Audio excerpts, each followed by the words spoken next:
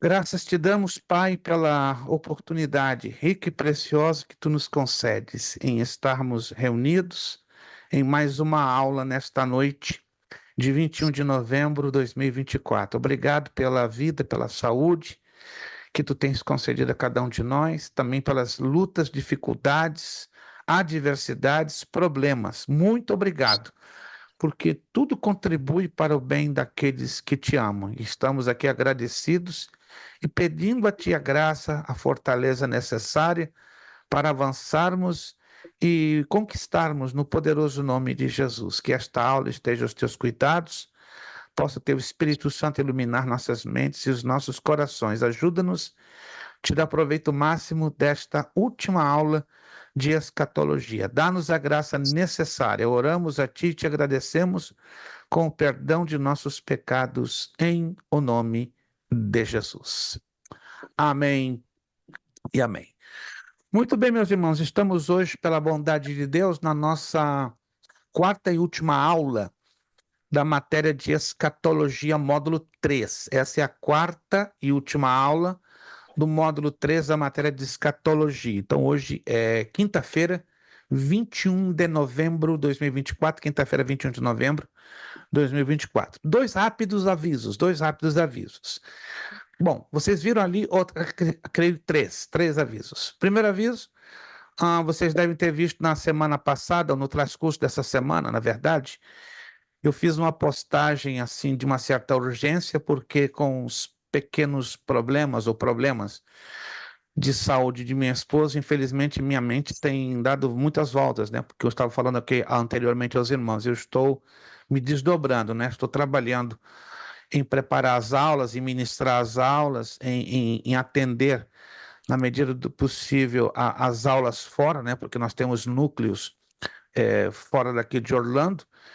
Está sendo bastante difícil, né? Porque eu tenho que contar com o meu filho quando ele tira a folga, ou então ele organiza a folga dele para coincidir com o final de semana, né? Geralmente ele trabalha sábado e às vezes um domingo por mês, mas ultimamente eu tenho pedido ele para conseguir fazer as folgas deles nos sábados e nos domingos, porque me facilita eu viajar e para que ele possa cuidar de minha esposa. Fora isso, durante a semana eu estou me desdobrando muito, muito, muito, né, para cuidar de minha esposa, para cuidar da casa, para cuidar dos interesses da escola, então tem sido um pouquinho cansativo, um pouco pesado para mim. Não reclamo, porque é o meu papel de marido, de esposo, de sacerdote, só que está me exigindo um pouquinho mais pelo estado delicado de minha esposa. Então, por essa correria, por essas pressões, eu acabei passando por cima de uma matéria que era para fechar, pelo menos para os irmãos da Strong Tower, o básico em teologia, que é hermenêutica e exegese. Então, os irmãos, sinceramente, me perdoem, eu já me desculpei com os irmãos, então nós teremos mais uma matéria ainda, né, além da escatologia que estamos fechando hoje.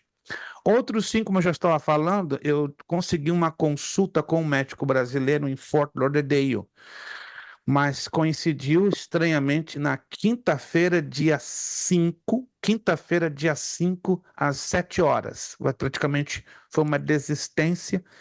Então, contra a minha vontade e diante do quadro um pouco delicado que passa a minha esposa, né? Vocês não têm nada a ver com os meus problemas, mas eles me afetam de uma certa forma ou de outra. Então, no dia 5 não teremos aula. Então, não teremos aula por 2 semanas seguintes ou seguidas. A semana que vem Thanksgiving Day, já havíamos já programado que não teremos aula, e infelizmente na quinta seguinte. Então voltaremos no dia 12, anote aí, 12 eu vou postar para lembrar vocês, dia 12 de dezembro, né? Mas podem ficar tranquilos que ninguém vai sair aqui no prejuízo, tanto que eu vou aplicar bônus na matéria que estamos fechando, vou aplicar bônus na matéria que recém vai começar de hermenêutica e exegese, então ninguém vai ficar no prejuízo. Só peço a paciência de vocês, a compreensão de vocês, tá? Me ajude também com as suas orações. Eu consegui um médico em Fort Lauderdale que dizem que é o melhor médico da área, né? Um brasileiro chamado Neiri. Ele é muito conhecido naquela área. E ele vai estar atendendo minha esposa numa desistência. Então, na quinta-feira, dia 5 às 7 da noite, tem alguém que vai me levar daqui para lá e vice-versa.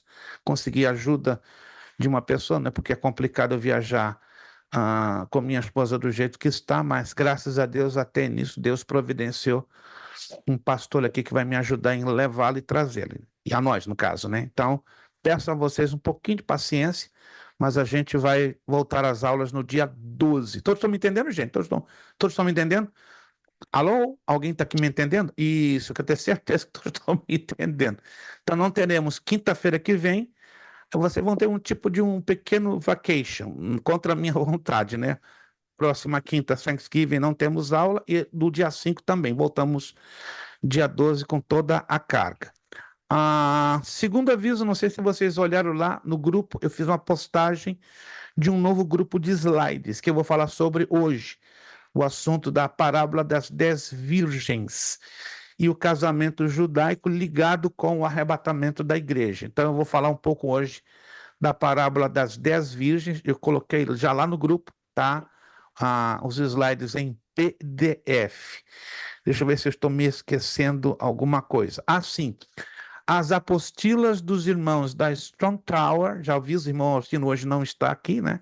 Não poderá estar, mas eu vou estar enviando para ele, em nome dele, né? No nome dele, mas para a igreja, no endereço da igreja Strong Tower, uma caixa fechada com 8 apostilas, né? Os 7, na verdade os 8, incluindo a irmã Fabiana, que a irmã Fabiana já me disse que estaria fazendo também essa próxima matéria. Então, já na próxima semana eu vou estar encaminhando esta caixa aos cuidados do irmão Orsino, aí vocês procurem a ele, né? Ou ele vai procurar vocês, mas vai no nome de vocês 8 que estão estudando a última matéria, estarão estudando a última matéria. Outro sim, para terminar, para começarmos a aula, eu precisaria, até a metade do próximo mês, uma decisão dos irmãos da Strong Tower.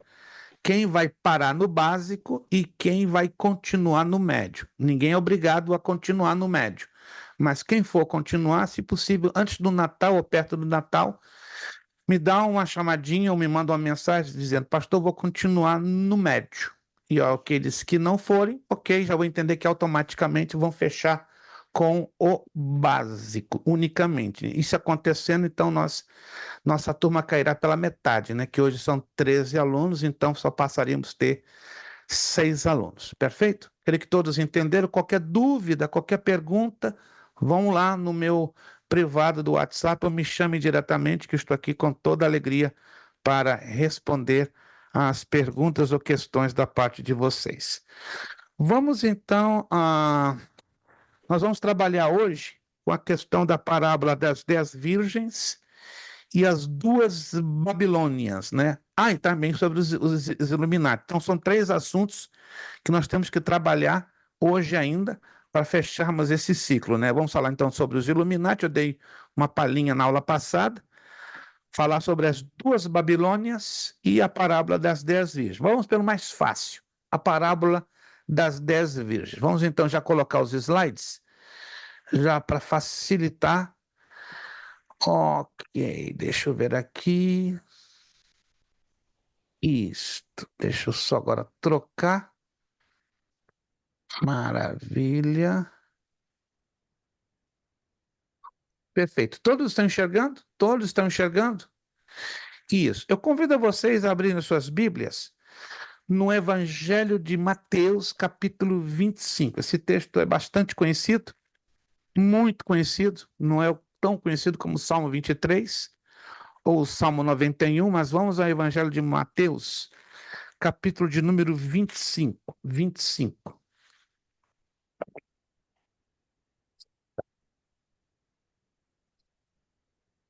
Evangelho segundo Mateus, capítulo de número 25. Estaremos procedendo leitura do versículo 1 ao versículo 13. Mateus 25, do 1 ao 13. Todos encontraram? Todos encontraram? Evaldo já levantou a mão ali dizendo que já encontrou. Irmão Marcos Tavares também. José Evaldo não, porque tá no volante, né? Se ele for procurar o texto, ele capota. Então, não vamos exigir isso do José Evaldo. Misericórdia. Fica firme no volante, José Evaldo, até chegar em casa. Depois aí tu larga o volante. Irmã Fabiana, acredito que também deve estar correndo atrás do texto. Irmã Angélica Freire também. Não sei se o irmão Ednilson e o William já tem o texto na mão, já tem lá. Olha o dedo santo do irmão Ednilson, meu Deus. Vamos lá então. Mateus capítulo de número 25, começando no primeiro versículo.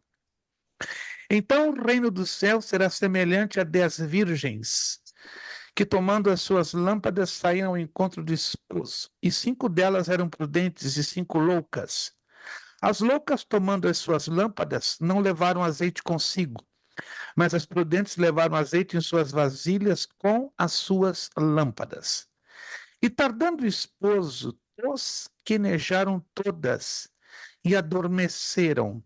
Mas à meia-noite ouviu-se um clamor: aí vem o esposo, saí-lhe ao encontro. Então todas aquelas virgens se levantaram e prepararam as suas lâmpadas. E as loucas disseram às prudentes: dai-nos do vosso azeite, porque as nossas lâmpadas se apagam.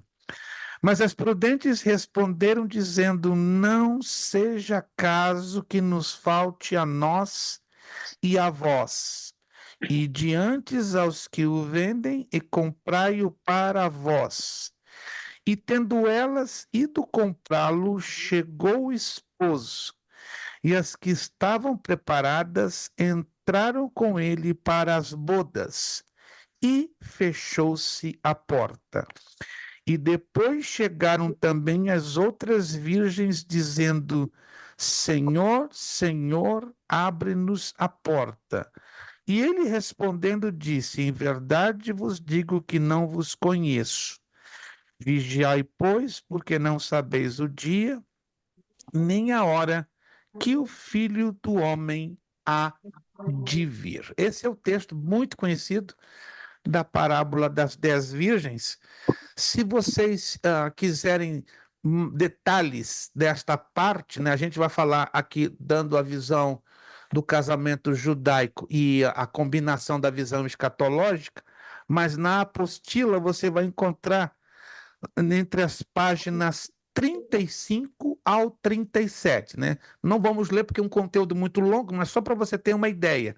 Está lá na apostila, né, a analogia correta da parábola, e fala do fundo histórico, das correntes de interpretação, quem são as 10 virgens, porque as palavras esposo e esposa, né? Aí fala das condições espirituais da esposa, as duas classes de crentes, os insensatos e os cautelosos, os ingredientes indispensáveis para estar nas bodas, o tempo das bodas, o sentido do clamor da meia-noite, o dia de Cristo, as características das bodas, o lugar das bodas, participante das bodas. Então, entre as páginas 35 a 37 da apostila, nós damos algumas características de natureza técnica. É importante você ter isso em consideração. O que eu vou trazer aqui são as características de natureza social, cultural e histórica, né? E escatológica, para fazermos, então, a comparação, a analogia com o arrebatamento da igreja. Primeiro temos que entender o que é uma parábola bíblica, né? Temos que entender isso, né? Muita gente ouve falar de parábola, parábola, parábola, mas não chega a uma conclusão muito coerente. Do grego vem da palavra parabolê. Parabolê significa pôr ao lado de, com o sentido de comparar. Então, parábola ou parábolas são narrativas breves, dotadas de um conteúdo alegórico, utilizadas nas pregações,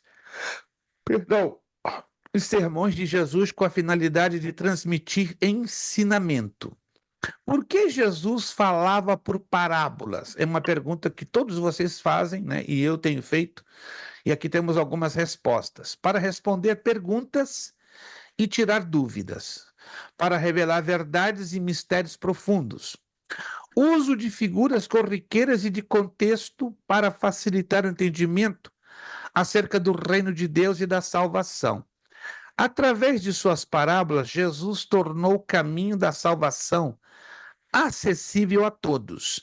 E para cumprir a profecia do Salmo 78, 2. Eu vou ler aqui rapidamente o Salmo de número 78, versículo de número 2, que diz: Abrirei a boca numa parábola, proporei enigmas da antiguidade.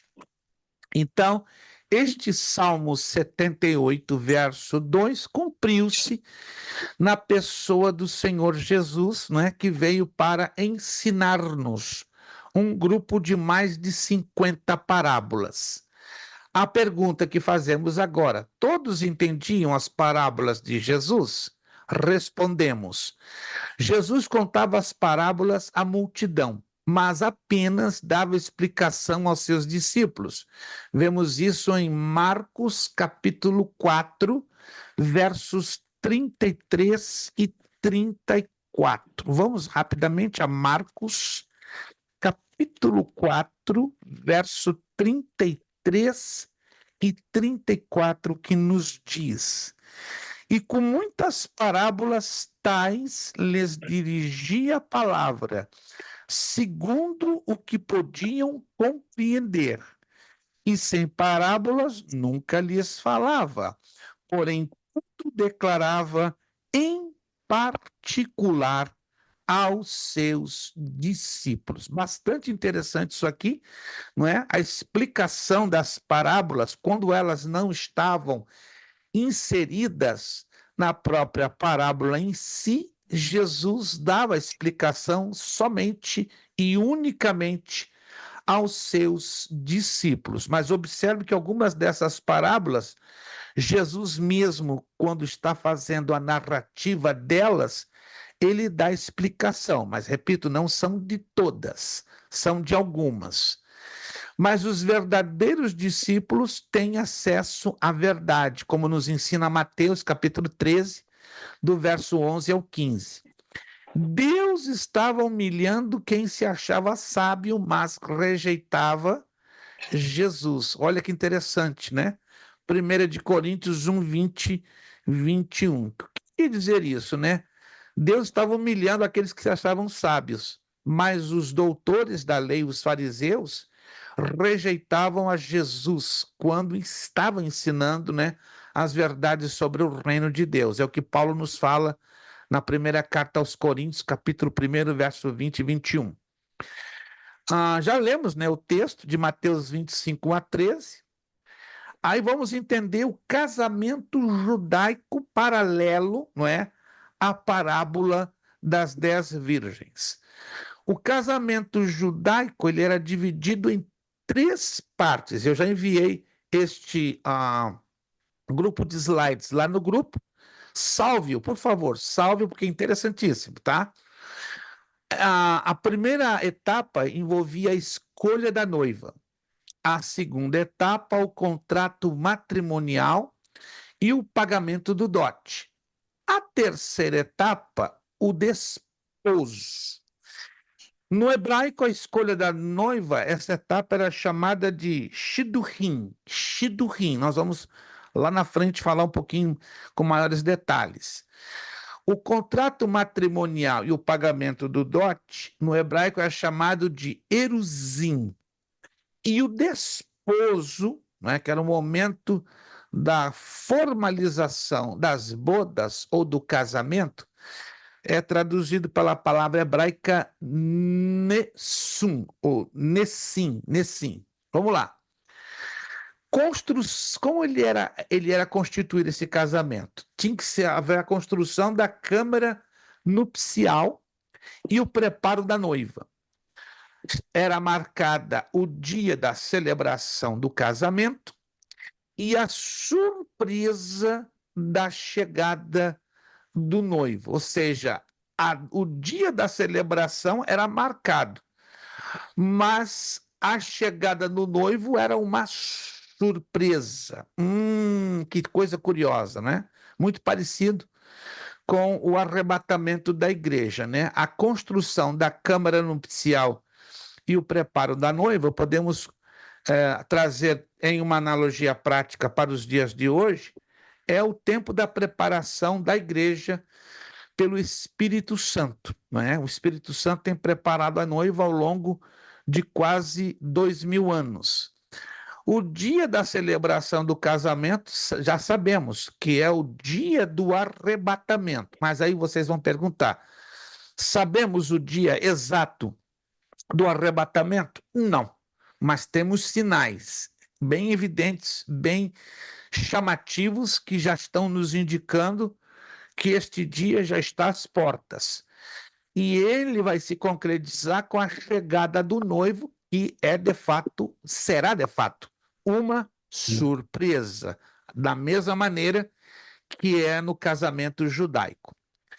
O casamento judaico tinha dois elementos que têm que ser considerados: as lâmpadas acesas para guardar o noivo, e o noivo está chegando. Trazendo para os dias de hoje, estamos entendendo perfeitamente, né? Que as lâmpadas acesas é a vida vigilante, a vida prudente, a vida santificada pelo Espírito Santo. E a chegada do noivo está iminente. Em algum momento, e a nível de surpresa, o noivo se dará conhecer. No casamento judaico havia também o toque do shofar, né, que é a trombeta de chifre de carneiros para anunciar o início das bodas. Isso vai se dar, não é, na ressurreição dos mortos justos. Lembre-se que na ressurreição dos mortos justos haverá o toque da última trombeta, ressuscitarão primeiro e nós, que estivermos vivos, seremos transformados. Ou seja, a similaridade ou a semelhança ela é muito grande. Personagens da parábola, temos que identificá-los: o noivo, a noiva, as virgens prudentes e as virgens imprudentes. Outras moças que foram comprar azeite, quando chegaram às portas da casa, estavam fechadas. Bateram e o noivo, ao atender, respondeu a elas: eu não as conheço. Como faziam parte da comitiva da noiva, certamente o noivo não as conhecia. E assim não puderam entrar para a festa. É o que aconteceu com aquelas que saíram tardiamente para comprar o azeite que lhes escasseava. De início, a parábola apresenta dois grupos bem distintos: as virgens desleixadas e as prudentes. Essas parábolas dizem respeito a todas as pessoas do povo de Deus. Estas moças representam cada um de nós, portanto, podemos ser pessoas prudentes que estão atentas ao que Deus quer de nós, ou ser pessoas irresponsáveis, desatentas à presença de Deus em nossas vidas. A tendência humana é sempre deixar para depois, protelar as coisas que precisam ser feitas. Dizemos: preciso melhor aqui e ali alimentar minha lâmpada, assim terei o meu caminho iluminado. Amanhã vou começar, mas no dia seguinte deixamos para um outro dia. O que significa estar vigilante? O que faz um vigia? Perguntamos. Fica atento a qualquer barulho, a qualquer sinal estranho e vai averiguar. Assim nas nossas vidas, fiquemos atentos a qualquer sinal estranho que não está em sintonia com o querer de Jesus. O que Jesus quer ensinar nesta parábola é justamente isto: que estejamos preparados. Pouco antes Jesus havia dito: mas a respeito daquele dia e hora ninguém sabe, nem os anjos dos céus, nem o Filho, senão o Pai. Pois assim como foi nos dias de Noé, assim também será a vinda do Filho do Homem. Mateus capítulo 24, versículos 36 e 37. Antes desta parábola, presta atenção aqui que isso aqui é interessante. No Evangelho de Mateus, Jesus falava sobre o fim dos tempos e da vinda do Filho do Homem. Portanto, ele nos alerta: muitas coisas vão surgir, porém é preciso ficarmos atentos. Assim como ele encontrou dificuldades E resistências nós também encontraremos, pois estas coisas fazem parte da vida. Contudo, o importante é a coragem de permanecer firmes até o fim. João capítulo 14, do versículo 1 ao 6, nos traz o seguinte texto. Prestem atenção que isso aqui também é interessantíssimo, né? Que ela está conectada com a parábola das 10 virgens e também conectado, não é, com o arrebatamento da igreja. Não se turbe o vosso coração, credes em Deus, crede também em mim. Na casa de meu pai há muitas moradas. Se não fosse assim, eu vou-lhe teria dito, pois vou preparar-vos lugar. E se eu for e vos preparar lugar, virei outra vez e vos levarei para mim mesmo, para que onde eu estiver, estejais vós também. Mesmo vós sabeis para onde vou e conheceis o caminho. Disse-lhe Tomé, Senhor, nós não sabemos para onde vais e como podemos saber o caminho? Disse-lhe Jesus, eu sou o caminho, a verdade e a vida, ninguém vem ao Pai senão por mim. Vamos então fazer uma rápida recapitulação. Como era o casamento judaico nos dias de Jesus? Já falamos, não é? Dividido em 3 fases. Fase 1, o tempo da escolha. Shidurim. Fase 2, o tempo da separação e preparo. Eruzim. Fase 3, o tempo de carregar. Nessim. A fase 1, tempo da escolha. Shidurim. Deveria haver consentimento mútuo. Deus testemunha entre o homem e a mulher, de acordo com Malaquias 2,14, estabelecido sobre 3 pilares: amor, fidelidade e santidade. O dote, pago pelo pai da noiva ao pai do noivo, de acordo com Gênesis 24:22 e Êxodo 22:17. Era assinado um contrato chamado Ketubá, documento que o noivo fornecia para a noiva com todas as obrigações e compromisso para com ela. Então, houve o tempo da escolha. Se você volta lá atrás, né, o tempo da escolha lembra muito a primeira fase, né, que é a escolha da noiva. Né? Lá no passado, Jesus já nos escolheu como a sua noiva, correto?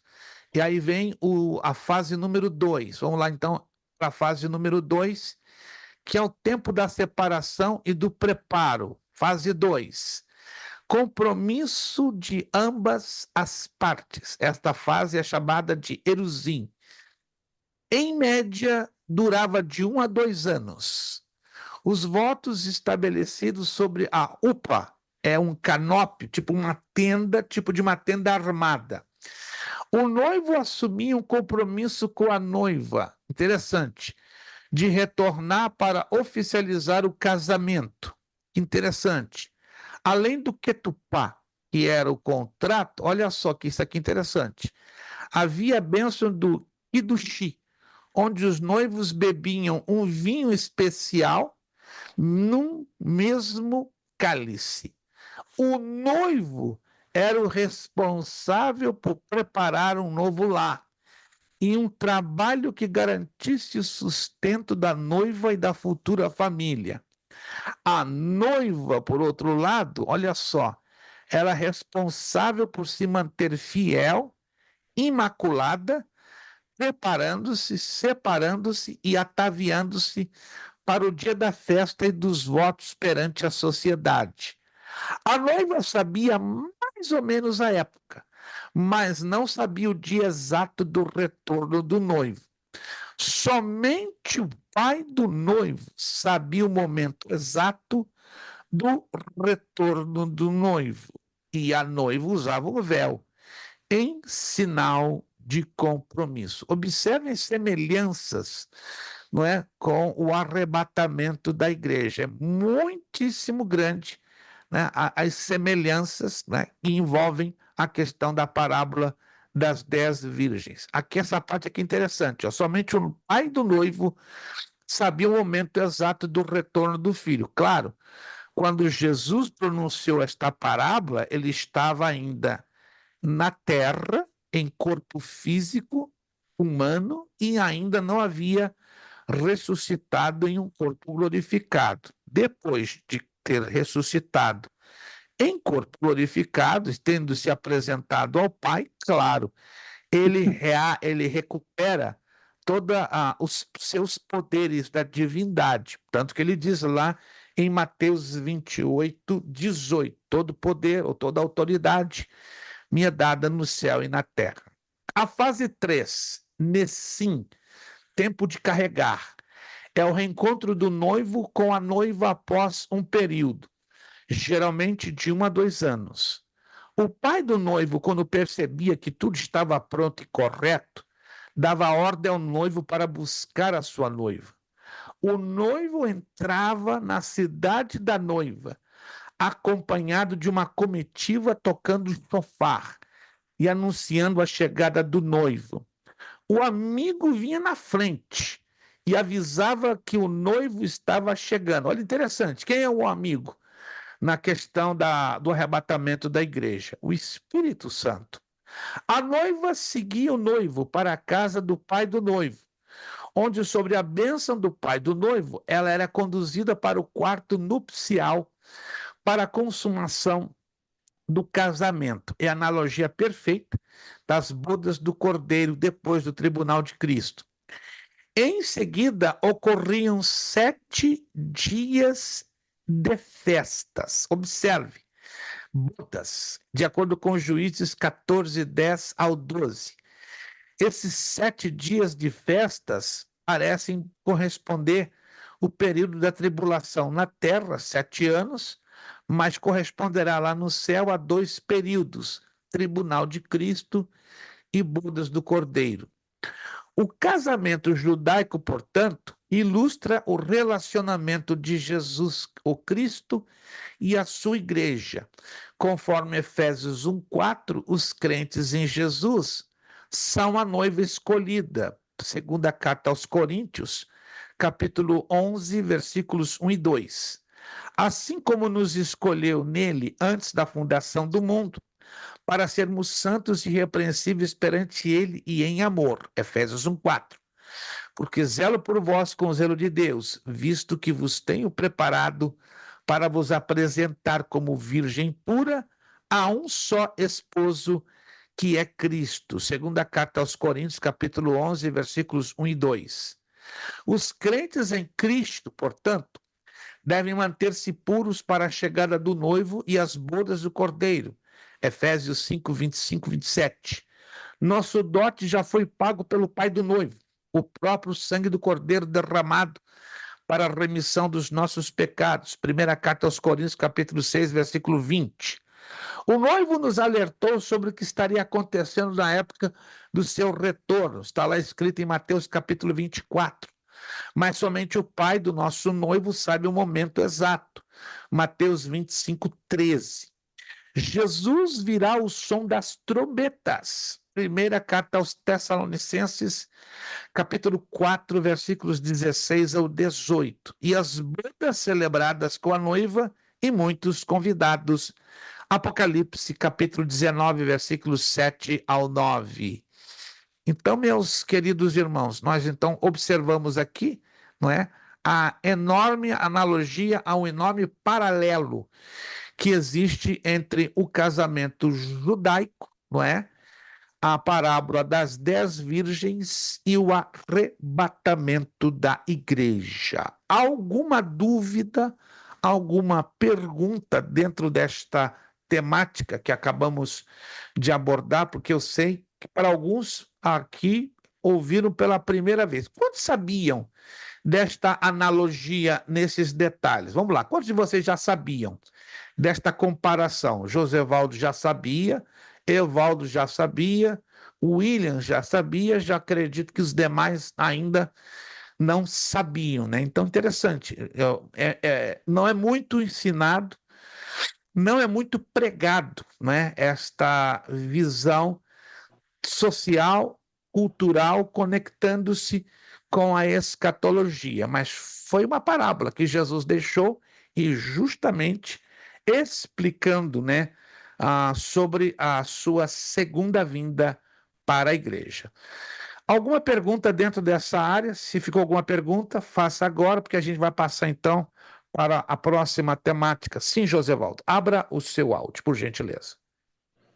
As lanternas eram postas aonde, pastora? Era posta na janela? Sim, as lanternas eram colocadas tipicamente nas janelas e dependendo da condição financeira do noivo e da noiva, eram também, além das janelas, colocadas no rodapé dos caminhos que levavam até a casa do noivo. Na verdade, seria no acostamento dos caminhos, mas isso dependia muito da situação social. Se era um casal com certo poder aquisitivo, eles assim o faziam, né? Porque colocar, parece no nosso conceito de hoje, parece que não faz muito sentido, mas no conceito daquela época era muito custoso, era muito oneroso despender de uma enorme quantidade de tochas ou de lâmpadas, né? Porque envolvia a elaboração, que já era em si muito cara, ela é artesanal.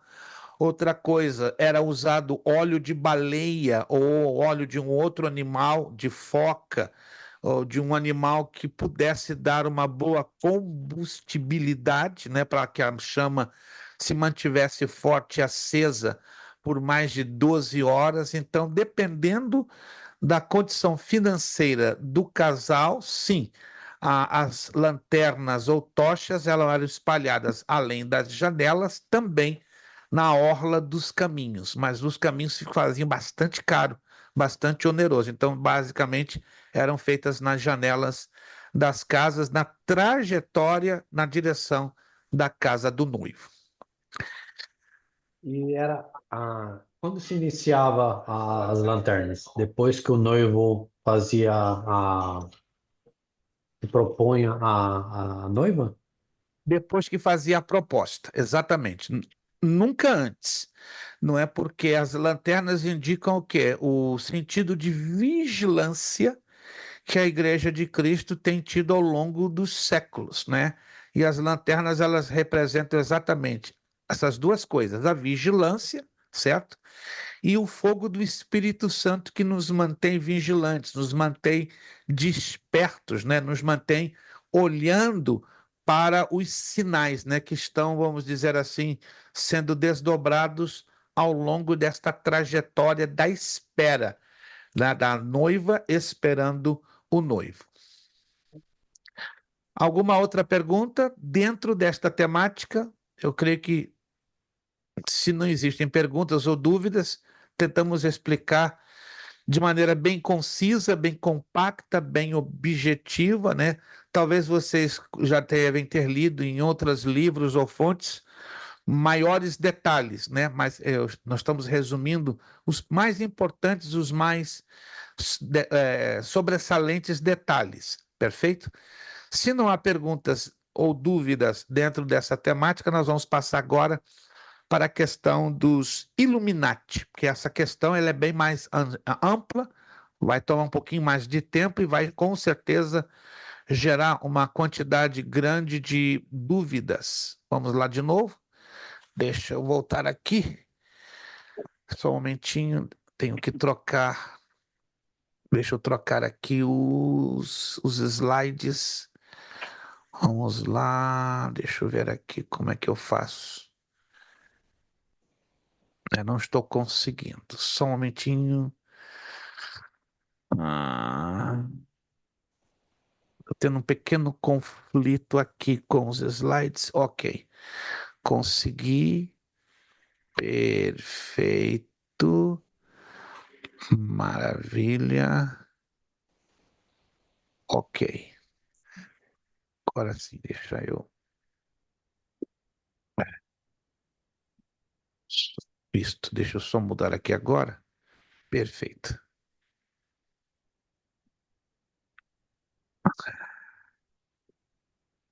Isto. Estão enxergando os slides? Estão enxergando? Sim, sim ou não?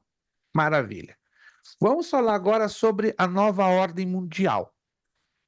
Essa expressão nova ordem mundial, ela está sendo muito falada, sobretudo desde o governo do presidente norte-americano Barack Obama. Na verdade, Obama deixou bem aberto, bem rasgado essa expressão. Mas George W. Bush, presidente americano de alguns poucos anos atrás, também deixou bem ressaltada sobre a nova ordem mundial. O que é a nova ordem mundial? É o governo do anticristo já em operação entre nós. É conhecido por uma organização chamada os Illuminati. O que vocês estão vendo é o que está na nota de $1, no reverso ou na parte de trás da nota de $1, né? Que é o olho que vê a tudo e a todos, e uma expressão chamada Novus Ordem Secularum em latim. Aqui nós temos quem são os Illuminati. Os Illuminati, eles têm o governo de 6 esferas da sociedade. Eles governam todos os grupos financeiros, as sociedades secretas, os grupos políticos, os grupos de inteligência, vários grupos religiosos e basicamente todos os grupos educacionais públicos do planeta Terra.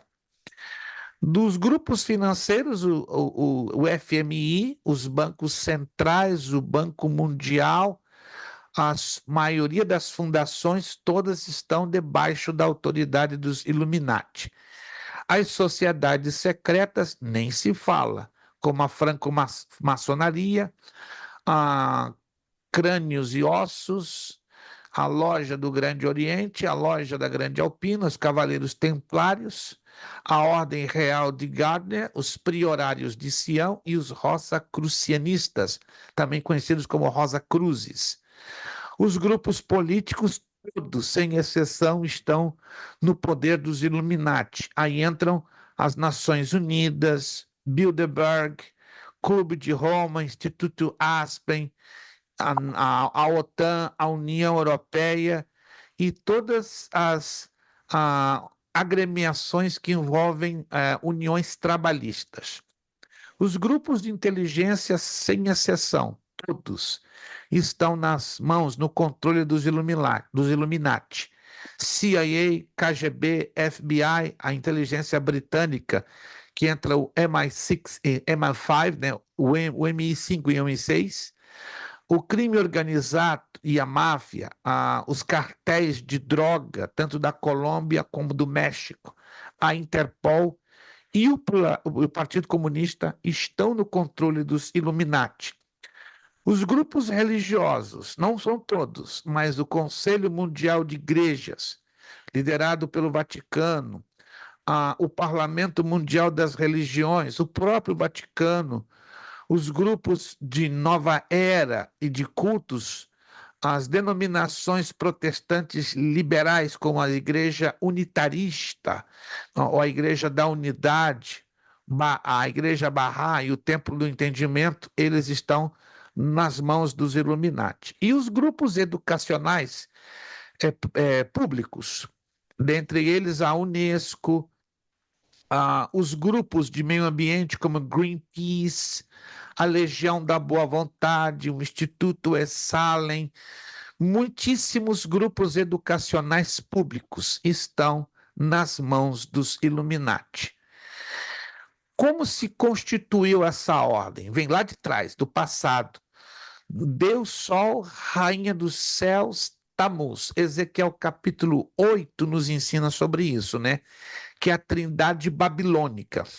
Essa trindade babilônica, ela foi ressuscitada nos últimos anos pelo espírito do anticristo, aliás, pelo próprio anticristo que está agindo, não dando as caras, claro, ele não está agindo na sua força, no seu poder, mas temos um espírito através de um sistema e de uma pessoa que ainda, de momento, está oculta. Nos ensina a segunda carta de João, capítulo 1, versículo 7, e todo o conteúdo do capítulo 17 do livro do Apocalipse.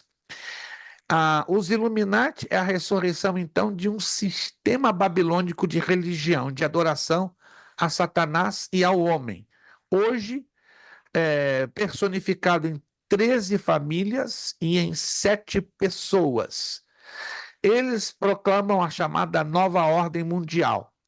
Temos Rothschild, de Frankfurt, Alemanha, Rockefeller, de Nova York, Morgan, Lazard, Warburg, Schroeder e Schiff. São as pessoas mais importantes que hoje estão no comando da política e da riqueza de todo o planeta Terra. Os Bilderbergs faz parte de um grupo que estão ligados a essas 7 pessoas. Eles reúnem 120 líderes no planeta inteiro. São os chamados G20. Eles também estão em cima das sociedades secretas, como o Crânio e Ossos, a Comissão Trilateral e a Maçonaria. A maçonaria, por sua vez, ela tem 2 ritos, o escocês e o rito de York. O rito escocês, ele vai do grau 1º ao grau 33. O rito de York já ele é menor. Ele começa com o aprendiz introdutório e termina lá com a parte mais alta, que é a Ordem dos Cavaleiros Templários. Interessante que a hierarquia da maçonaria ela é representada por uma pirâmide, não é? E a elite global está lá na ponta. O que é? Quem é a elite global? São os líderes políticos e religiosos que têm o controle de todo o poder do planeta Terra. Eles são os soldados da nova ordem mundial, os Illuminati. O termo Illuminati foi usado para denominar diversas organizações reais e fictícias. Eles iniciaram na Alemanha, através de uma coligação, uma sociedade secreta, cuidada na Alemanha pelo filósofo Adam Weishaupt, ex-judeu, no ano de 1776. Weishaupt foi criado e educado por padres jesuítas, mas tinha uma queda por rituais pagãos e pelo maniqueísmo. O maniqueísmo era uma religião persa, mania atual no Irã, cujo dogma é dualístico, né? Os maniqueístas adoravam e adoram luz e escuridão ao mesmo tempo. Os objetivos iniciais dos Illuminati: formar grupos conspiradores para libertar do mundo, do que chamavam denominação jesuíta da Igreja de Roma, trazer de volta a pura fé dos mártires cristãos. Tempos depois, os Iluminados criaram a Sociedade dos Mais Perfeitos, que mudou o nome para Illuminati, os intelectualmente inspirados. O grupo iniciou com 5 integrantes, alunos da Universidade de Ingolstadt, na Alemanha, e os pupilos foram divididos em 3 escalas: escala baixa, noviço, minerval, Illuminati menor, médio, maçonaria com graus iluminatos, dirigentes, e 3 alta, presbíteros, regentes, mago em rex, supremo. Aqui temos uma pintura de Adam Weishaupt. Ele atendia pelo nome de Spartacus. Um grupo de 5 membros cresceu na Alemanha de tal forma que despertou desconfiança no governo. Com isso, o professor Weishaupt precisou fugir do país em 1774. Mas a organização em si foi criada na Baviera, Alemanha, no dia 1º de maio de 1776. Chama a atenção que, na morte dele, não é, os Illuminati se separaram entre Europa e Estados Unidos. Desta maneira, influenciaram diretamente na Revolução Francesa na Europa e a criação e posterior desenvolvimento dos Estados Unidos. Preste atenção que isso aqui é interessante. Na Europa, os Illuminati morreram nas mãos da Inquisição, mas nos Estados Unidos continuaram seu trabalho na criação da Loggia Columbia, da Ordem dos Illuminati de Nova York. Dela se originam a grande Universidade de Colômbia, a criação da capital dos Estados Unidos, Washington, D.C., no estado de Colômbia, né, Distrito de Colômbia, e uma produtora de cinema, né, que é a Columbia Pictures, vocês devem ter ouvido falar. E a grande loja Rockefeller e outras instituições de alta influência no país.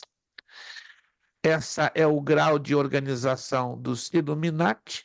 noviciado, minerval, iluminado menor, aprendiz, companheiro, mestre, príncipe da Rosa Cruz, soberano Kadosh, grande inspetor-geral, sacerdote, príncipe, mago e rei. É a linha hierárquica deles.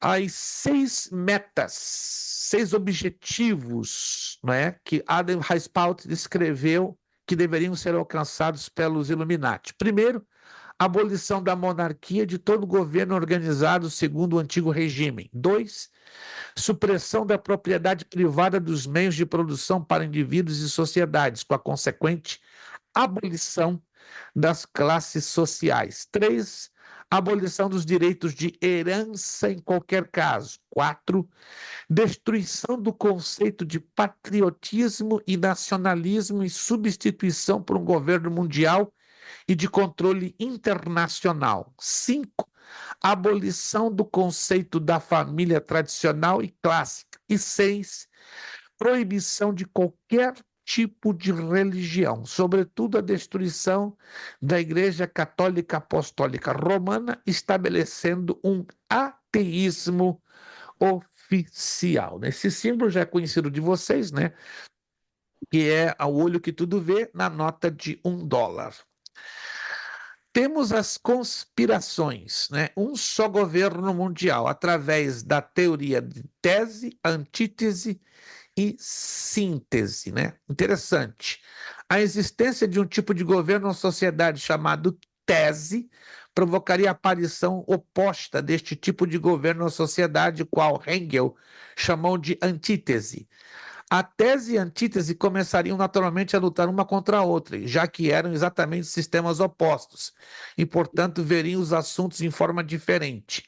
Se a tese e a antítese lutavam uma contra a outra por um longo tempo, nenhuma parte aniquilaria a outra, e essa batalha resultaria que ambos transformariam a um sistema híbrido de governo e sociedade, que Hegel chamou de síntese. Desta maneira, os Illuminati criam o capitalismo, que é a tese, logo criam o comunismo, que é a antítese, para dar logo passo a uma síntese. Um governo, preste atenção, que combina a união de ambos os conceitos é através das Nações Unidas. Preste atenção que isso aqui é muito chamativo. Então, as Nações Unidas é exatamente a combinação de um sistema capitalista com um sistema comunista. Só você prestar atenção nos discursos, não é, que os seus secretários geralmente trazem na abertura de suas sessões. Elas têm um conteúdo ao mesmo tempo capitalista e ao mesmo tempo comunista.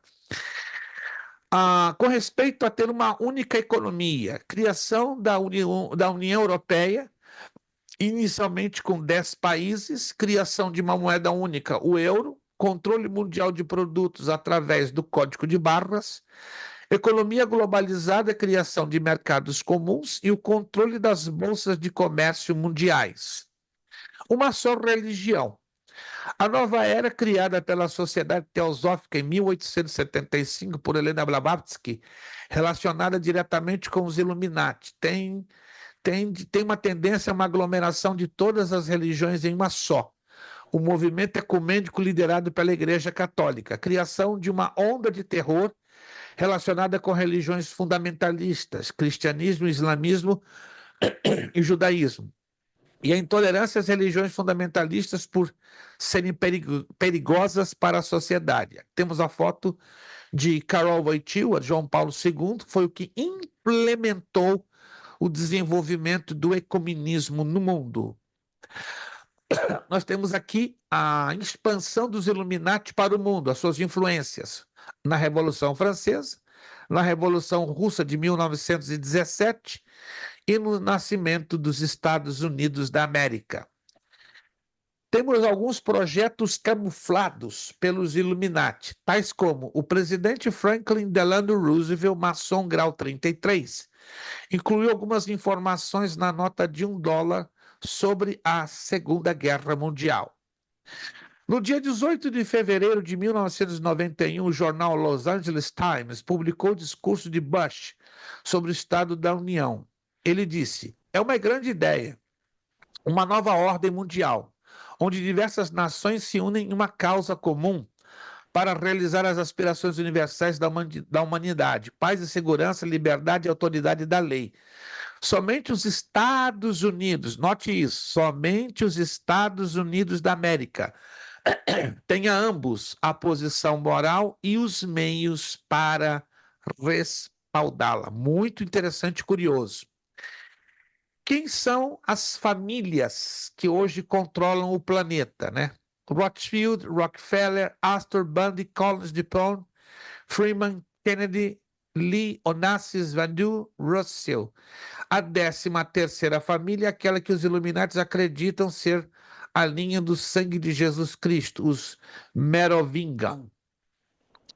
Estes dois homens, anote os seus nomes, David Rothschild e Jacob Rockefeller, são os donos de toda a riqueza do planeta Terra.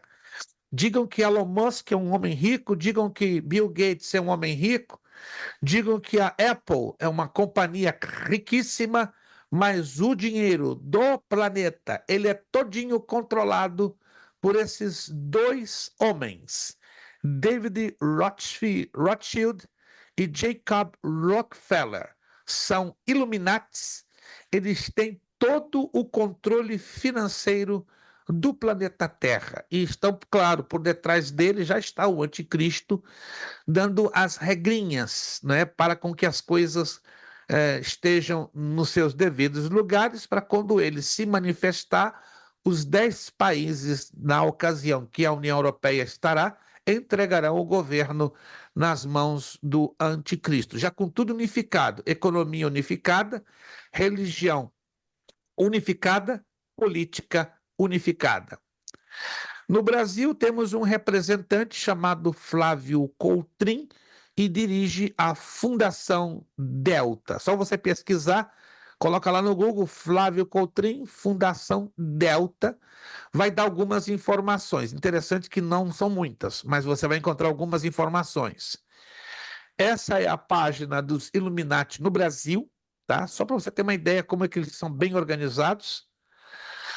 Depois, os 13 pontos da nova ordem mundial, moeda mundial, linguagem universal, segurança total, assistência social completa e contínua, renda mínima, pleno emprego, ensino gratuito, saúde pública, desconcentração da renda e o poder do Estado, impostos mínimos, colaboradores mínimos, enxugamento, igualdade absoluta dos seres, posição social, étnica, econômica, dos costumes, inexistência da autoridade, justiça internacional, repressão total, a contravenção ao crime, tirania, corrupção, saneamento, saúde nível mundial, planejamento familiar, fim da fome e da miséria, liberdade restrita de opinião e manifestação, moralização do ser, fim da mendicância, da prostituição, do trabalho infantil e demais fatores, criação da política e do exército da nova ordem.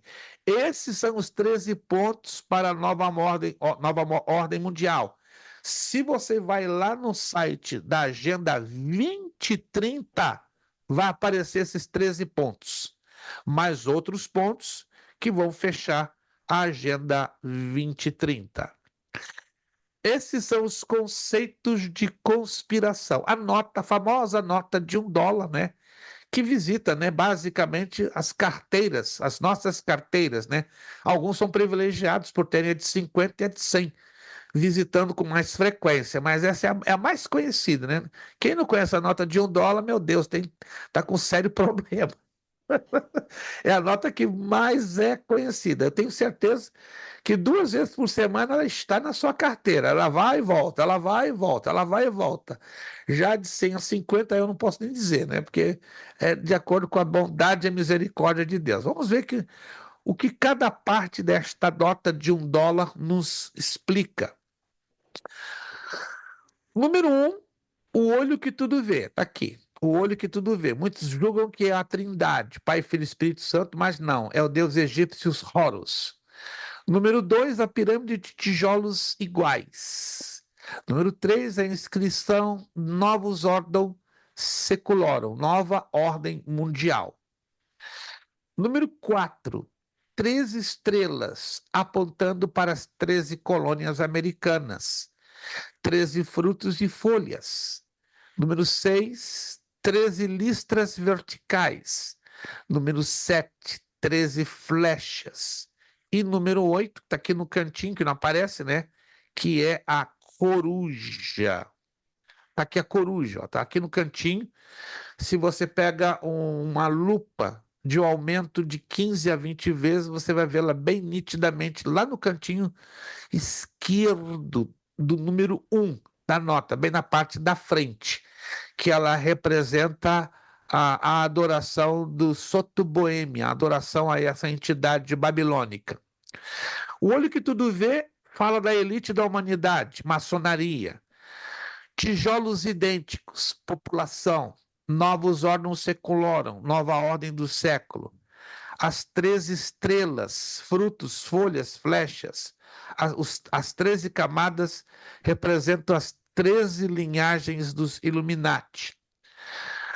1776 em algarismos romanos, lá na base da pirâmide, fala da fundação dos Illuminati, não com a independência dos Estados Unidos, porque coincidiu, né? Os Illuminati, eles foram criados em maio de 1776 e em julho ocorre a criação dos Estados Unidos através da sua independência. A numerologia satânica dos 666 está aqui explicado através de 3 triângulos ou 3 bases da pirâmide, explicando 666. O sistema de numeração babilônico foi utilizado pelos designers maçônicos do selo. Esse sistema de numeração não foi baseado em 10 anos, mas em 6. Por exemplo, 600 seria 1000, 60 seria 100 e 6 seria de 10. Bem interessante isto.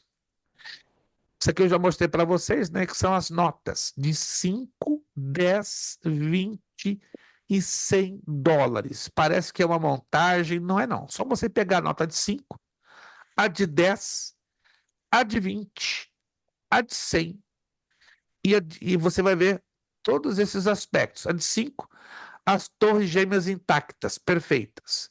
Se você dobra a de 10, começando a pegar fogo. A de 20, o adeus ao World Trade Center. E a de 100, já somente a fumaça após a destruição e o derribamento das duas torres.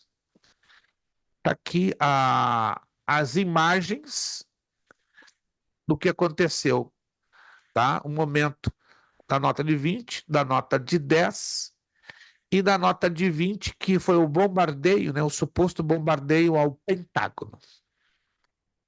A de 50 também. Olha que coisa interessante. Mostrando o caos, o vazio, né, que se abriu no meio da destruição das Torres Gêmeas, e a de 100 mostrando o incêndio final após ambas terem caído ao solo. Atentado por detrás dos números, né? O número de emergência 911, ele foi criado, queira ou não, em função das Torres Gêmeas, né? 9 September 11. O outro número que interessante, né? É o Q-33NY, é o prefixo do avião que se chocou contra a torre. Se você coloca esse prefixo dentro da linguagem computadorizada, ó, vai mostrar o quê? O avião, presta atenção lá, o avião chocando-se com as torres gêmeas, gerando a morte e atingindo a vários judeus. Muito estranho isso. Essa é a linguagem criptográfica, como os computadores leem esses códigos. A mesma coisa, Jesus. Ó. Um computador lê o nome Jesus dessa maneira, com um sorriso, um dedo indicador, 2 gotinhas de sangue, tendo no meio a cruz. Onde estão eles? Nós temos aqui alguns representantes dos Illuminati, né? Xuxa Meneghel, o presidente George W. Bush com sua esposa, o ex-presidente Bill Clinton ao lado de um cantante, mas observem os sinaizinhos das mãos, né? que é é o chamado saudação de chifre ou do corno. Esse é o primeiro-ministro, o ex-primeiro-ministro Silvio Berlusconi. Então, quem usa esse tipo de saudação são definitivamente ligados com os Illuminati. Temos uma empresa chamada Flexitronics, muito famosa aqui nos Estados Unidos, e ela trabalha, né, com implementos de chips, implementos eletrônicos. Elas trabalham em função dos Illuminati. Muito bem. Bom, isso aqui é apenas um resuminho. Teria alguma pergunta? Eu creio que tem várias, né? Muitas perguntas no ar, muitas dúvidas no ar, mas eu decidi apresentar um pequeno resumo, porque é um conteúdo enorme, enorme. Então, seria improdutivo apresentarmos uma quantidade muito grande de informações. Então, eu decidi resumir o máximo possível para vocês entenderem que o panorama do mundo atual definitivamente está preparado para o recebimento do anticristo. É tudo agora uma questão de tempo. E o tempo, irmãos, está curtíssimo. Nós não podemos prever datas, mas temos que ficar de olho com a questão de Israel. Não sei se vocês estão observando, né, os movimentos da guerra entre Israel, Hamas e Hezbollah. Parece que de momento está um pouco parado, mas não. As coisas estão bem graves. Não sei se vocês estão sabendo. Já existe uma ordem de prisão que foi emitida hoje a Benjamin Netanyahu por crimes de genocídio. Alguém já está sabendo disso? Alguém já está informado? Então a situação agora vai tender a um empeoramento gravíssimo. Não tenho como eu mesmo, mesmo com um panorama profético bem definido, vamos assim dizer, mas a chaleira está entrando em ebulição.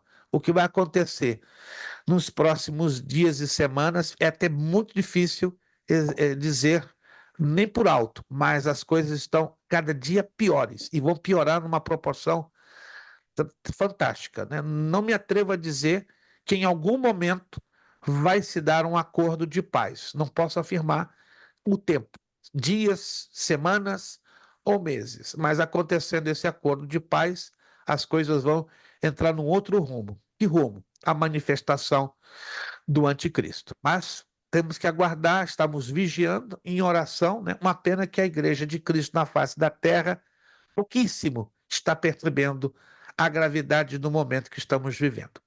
Vamos lá, perguntas ou dúvidas? Podem fazê-lo. A ordem para prender foi para prender quem? Benjamin Netanyahu, o primeiro-ministro de Israel.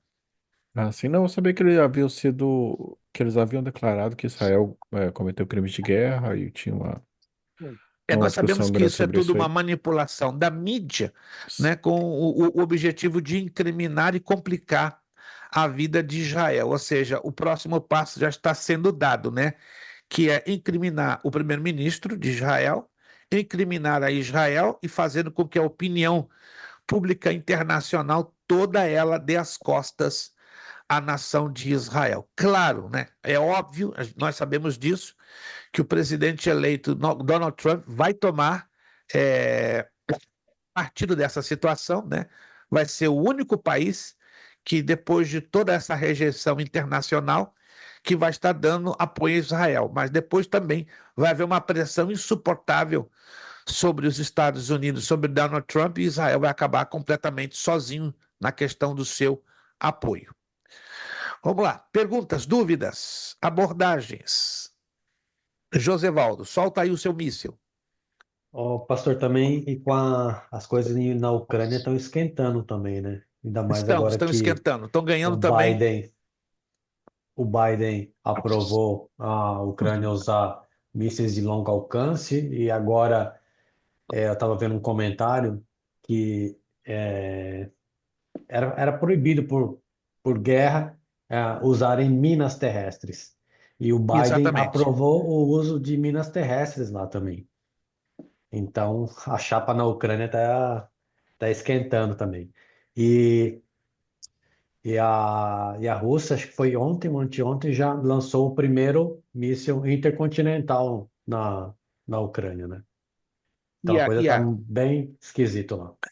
Estão percebendo? A Rússia já está lançando mão de um arsenal que até agora não tinha sido utilizado. Mísseis de longo alcance, mísseis intercontinentais. Vocês sabem que os Estados Unidos tocam a Rússia pela costa oeste. Quem sabia disso? Que os Estados Unidos tocam a Rússia pelo Alasca. Então não seria algo complicado para a Rússia hoje. Do outro lado da Rússia, na Sibéria, para ser mais exato, na península de Vladivostok, dali, porque ali tem bases balísticas, né, de mísseis intercontinentais, sai um míssil para atingir a Califórnia, por exemplo. Não é complicado, já que agora a Rússia já está lançando mísseis balísticos intercontinentais. E não seria também complicado o envio desses mísseis para qualquer cidade dos Estados Unidos. Então a situação está crítica. Mas o que me conforta é que isso não vai ser para agora. Não vai ser para agora. Nós estamos vendo um ensaio muito bem organizado, muito bem coordenado.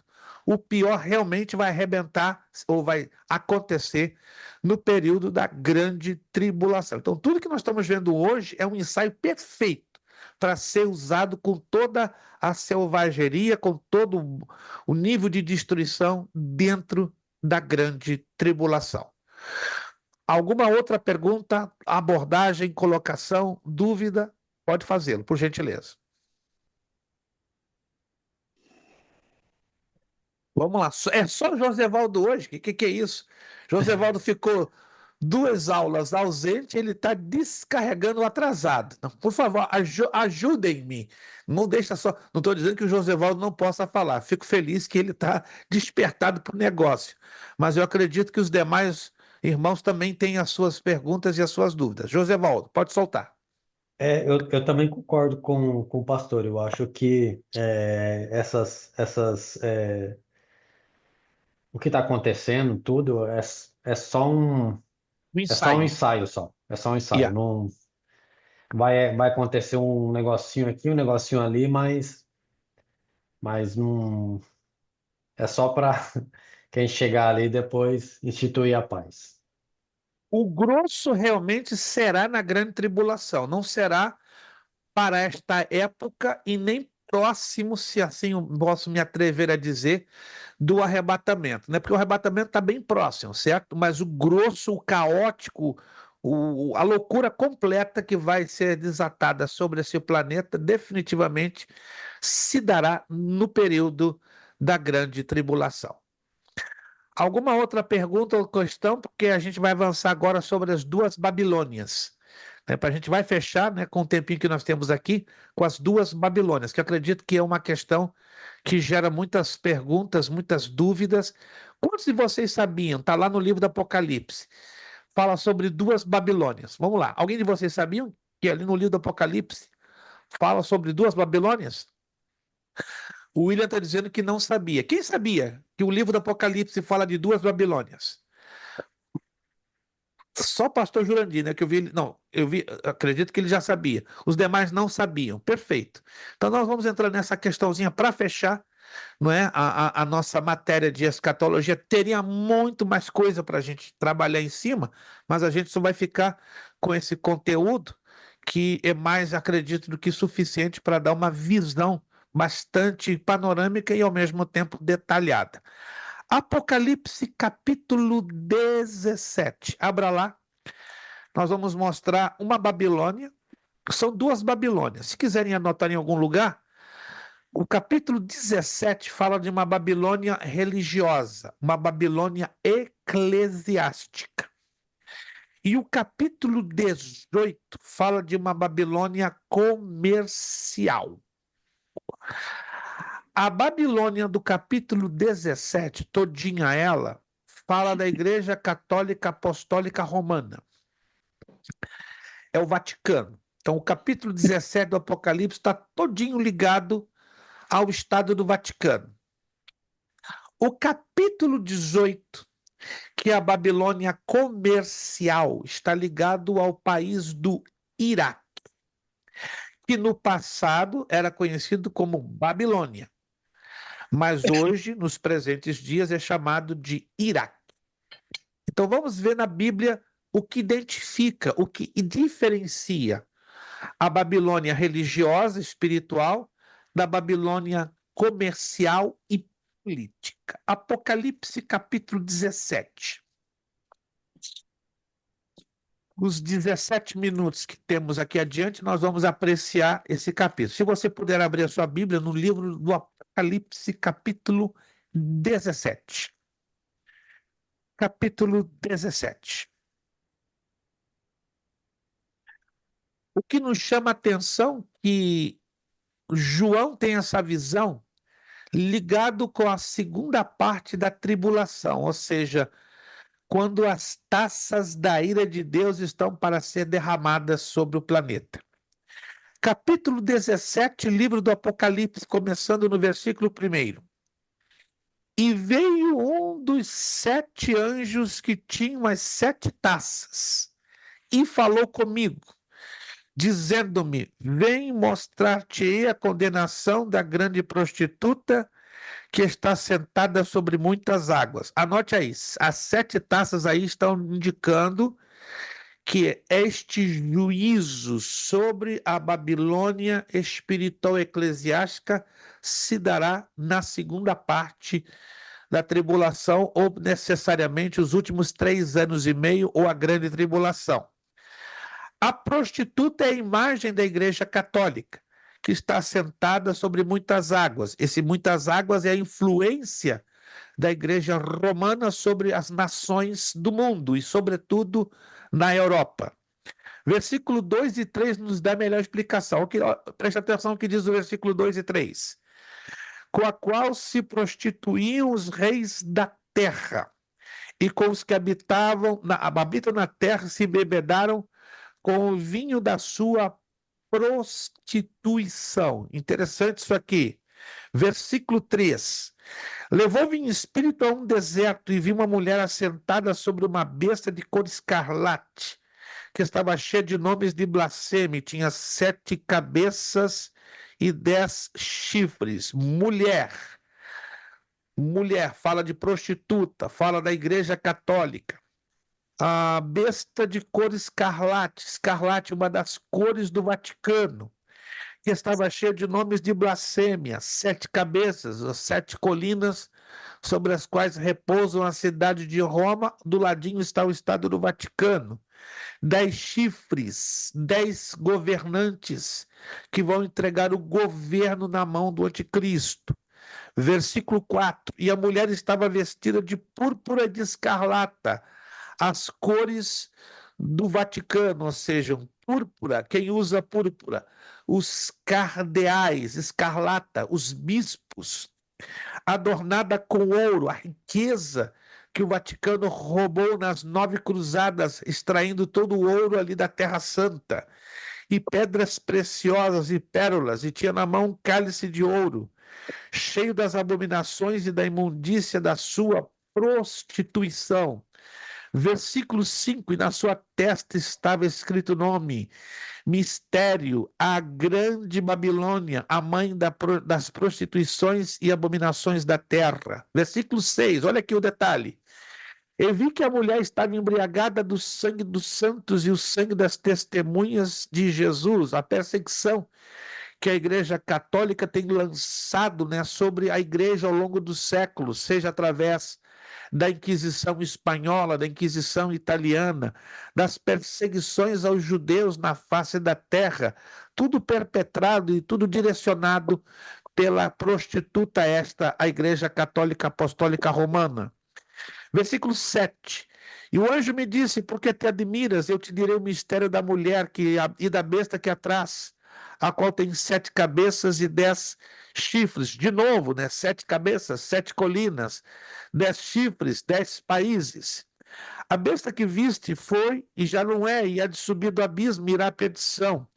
E os que habitam na terra, cujos nomes não estão escritos no livro da vida desde a fundação do mundo, se admirarão vendo que a besta que era e já não é, mas que virá. 9. Aqui há sentido que tem sabedoria.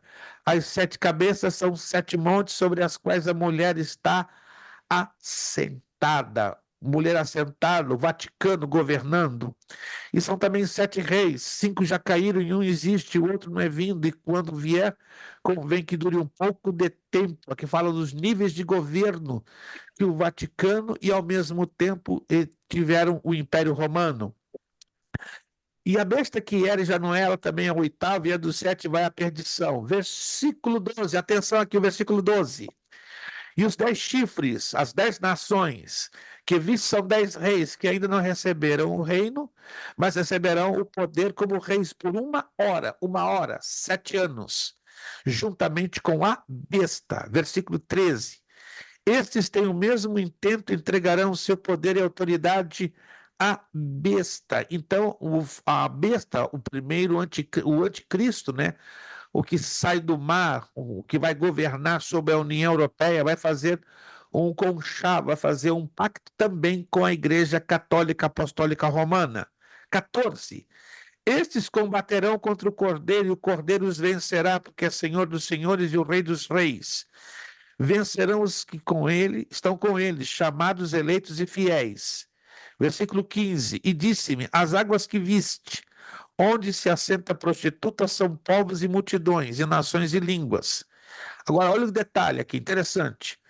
E os 10 chifres que viste na besta são os que aborrecerão a prostituta, e a porão desolada e nua, comerão a sua carne, e a queimarão no fogo. O anticristo vai usar a Igreja Católica o quanto ele puder.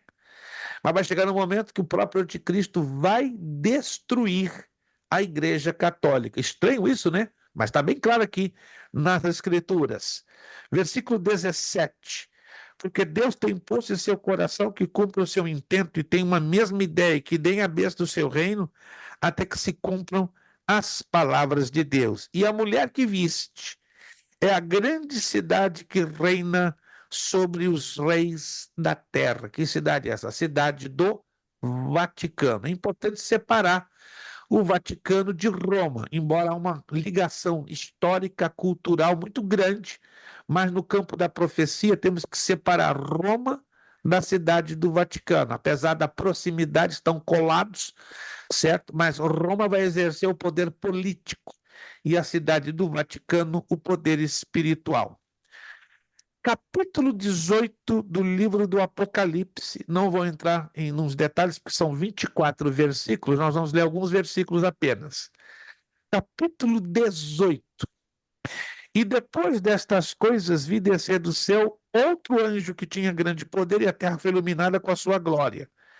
Versículo 2. E clamou fortemente com grande voz, dizendo: Caiu a grande Babilônia e se tornou morada de demônios, e abrigo de todo espírito imundo, e refúgio de toda ave imunda e aborrecível.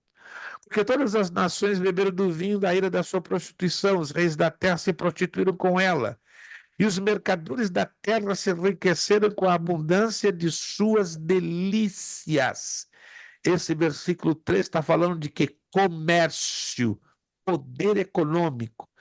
Versículo 4. E ouvi outra voz do céu que dizia: saí dela, povo meu, para que não sejas participante dos seus pecados e para que não incorras nas suas pragas. Aí eu sugiro que você leia todo esse capítulo 18, no versículo 10, 11 e 12, né? Eu chamo a atenção, ó.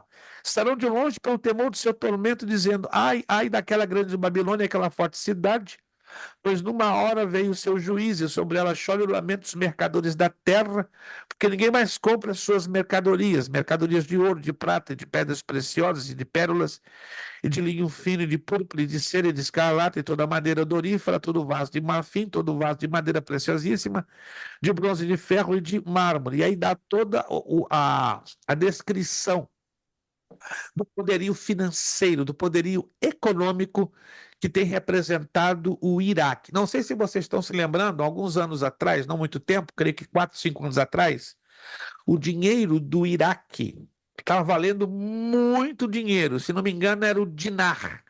Quem tinha dinar guardado tinha como ações, valendo muitíssimo dinheiro. Hoje não vale quase nada. Alguém já ouviu falar disso? do dinheiro do Iraque, o dinar. Muita gente guardou o dinar e ganhou muito dinheiro. Valeu mais do que ações da Petrobras, mas valeu mais dinheiro do que qualquer ação vendida em Wall Street. Isso foi em torno de 5 anos atrás, se eu não estou enganado. 5 anos atrás, mas depois a febre, um problema na economia veio, o dinar naufragou. Mas a Babilônia comercial, a Babilônia financeira, política, ela vai ressurgir no período da tribulação, ela vai ter também o seu momento de glória, mas vai de novo sofrer uma queda e vai ser a final, definitiva. Então, anotado?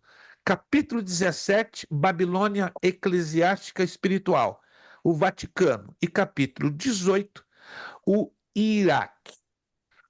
Ok, eu acredito, deixa eu ver aqui no meu programa, que nós já fechamos, né? Já fechamos a nossa matéria de escatologia.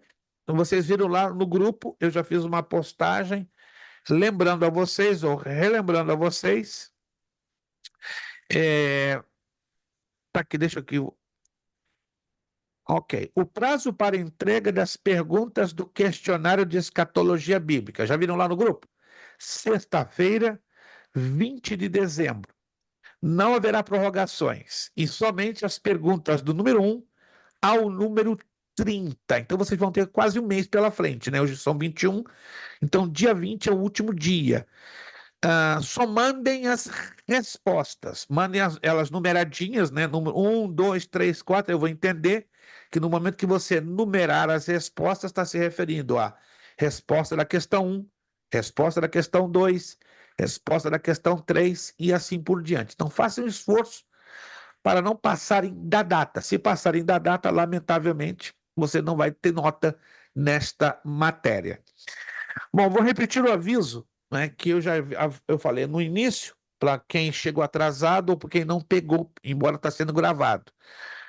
A próxima aula, que é quinta-feira, é Thanksgiving Day, Dia da Ação de Graças. Já havíamos dito que no dia de Thanksgiving não tem como a gente ministrar a aula, correto? Então, próxima aula não teremos aula. E no dia 5 de dezembro, que seria a semana seguinte, lamentavelmente contra a minha vontade, eu consegui uma consulta médica com um médico brasileiro em Fort Lauderdale, 3 horas e meia aqui da minha casa, mas infelizmente no último horário, porque foi uma desistência. Um médico brasileiro, eu fui recomendado, ele é excelente, chamado Dr. Neri. E eu vou estar com ele então para uma consulta com minha esposa, para termos um desfecho nessa situação dela que tem estado bastante chato, bastante incômodo, bastante delicado. Peço as vossas orações e a vossa compreensão, porque nunca ficamos 2 semanas sem aula, né? Mas infelizmente está coincidindo com o Thanksgiving e com essa data desta consulta, né? Porque lá são 7 horas da noite e eu não terei como, né, de lá à distância, iniciar a aula da próxima matéria, que será hermenêutica e exegese. Então, eu peço a compreensão, a paciência. Vou dar bônus para vocês por causa dessa situação, para a nova matéria, bônus dessa matéria, bônus para outra matéria. Então, não tem como vocês saírem prejudicados, né? Eu vou estar distribuindo bônus, né? Eu não sou acionista, mas vou ter que estar distribuindo esses bônus para compensar essas dificuldades. Quero agradecer também a você que já fez o pagamento da sua mensalidade de novembro. Muito obrigado àqueles que já o fizeram. Os que não fizeram, tenha de hoje até 9 dias à frente, ou seja, o dia 30, sem multa. Procure não se esquecer. Às vezes alguém passa batido e acaba esquecendo, mas agradecemos os que já puderam fazê-lo. Muito obrigado de todo o meu coração e também pelas vossas orações. A última matéria, então, para os irmãos da Strong Tower, né, porque nós temos aqui um grupo de 7 ou 8 alunos, acontecerá o início no dia 12 de dezembro, princípios de hermenêutica e exegese, né? Os irmãos que não são da Strong Tower continuarão normalmente, né, sem nenhuma dificuldade. Começaremos então no dia 12 e estarei enviando a apostila numa caixa para o irmão Orsino, né, para o endereço ali em Tampa, né? Então o irmão Orsino vai estar ou procurando vocês ou vocês procurando o irmão Orsino, tá bom? Dia 12, então começaremos, se Deus quiser, a nossa próxima matéria, Princípios de Hermenêutica e Exegese Bíblica. São 9h57 da noite. Temos, para finalizar, alguma dúvida, alguma pergunta no todo de toda a matéria de escatologia? Meu Deus, só está dando Josevaldo hoje. Gente, o negócio está sério. Ninguém Pastor, está querendo jogar bola. É só por Josevaldo. Ele está sendo hoje o Romário. Né? Vocês estão fazendo lá, né? O jogo de bola para ali e para cá. Bate no peito do irmão Marcos joga na cabeça do irmão Ednil joga pelo peito do Evaldo joga para o pé do pastor Jurandir, o Jurandir joga para o Josevaldo, o Josevaldo faz o gol. Vamos lá, Josevaldo, chuta aí a sua bola. pastor, poderia fazer um comentário sobre a visão preterista? Ok. A visão preterista, ela se baseia unicamente na interpretação da escatologia olhando os fatos do passado. Muito estranho isso. Ou seja, que os preteristas, vou usar essa expressão porque é uma visão correta, só se baseia naquilo que aconteceu como fatos escatologicamente comprovados na Bíblia Sagrada. Mas a escatologia ela não fica só ancorada no passado, certo? Ela visa o passado, o presente que hoje estamos vivendo e o futuro que ainda não estamos vivendo, mas já estamos visualizando. Nos 200, 300 anos da igreja primitiva, né, iniciais, né, perto dos anos 200, 300 depois de Cristo, a visão preterista era uma das mais usadas e favoritas, até mesmo por alguns pais da igreja, como Tertuliano, Policarpo e Orígenes. Eu estou mencionando esses três porque eles foram os chamados pais da igreja, ou seja, os fundadores da igreja primitiva, né, dos 300 primeiros anos. E eles tinham o hábito de estarem mais aferrados ou arraigados aos fatos do passado. Claro, eles não tinham a visão que hoje nós temos, porque a escatologia é uma ciência da teologia que ela tem o seu cumprimento através de desdobramentos progressivos. Ou seja, os pais da igreja não tinham uma visão exata nem do nosso presente hoje e do futuro mais à frente. Por isso que eles tinham uma tendência de olharem a escatologia baseado mais pelo que ficou para trás e, sobretudo, a interpretação do livro do Apocalipse. Ela era tida muito pelo que havia passado e não pelo presente que hoje vivemos e muito menos pelo futuro. Então seria então um pequeno resuminho da visão preterista. Por isso que vem preterista vem de pretérito, passado. Outra Quais pergunta, igrejas usam, quais igrejas usam essa visão? a congregação cristã do Brasil usa muito esta visão. Algumas igrejas presbiterianas bem fundamentalistas, porque elas não creem no arrebatamento da igreja. Algumas igrejas metodistas bem tradicionais também usam muito, e as igrejas de corte luterano, né? Elas não acreditam de jeito nenhum no arrebatamento da igreja e tampouco na interpretação da escatologia, olhando passado, presente e futuro. Então, seriam essas, no Brasil, basicamente, essas igrejas que têm a visão preterista. Aqui nos Estados Unidos temos a igreja episcopal. A igreja episcopal também ela tem uma visão preterista. Você senta com o episcopal e conversa com ele sobre escatologia, ele ri de você. Ele simplesmente vai dizer: não, isso é só o passado. Isso só valeu para o passado, não tem como.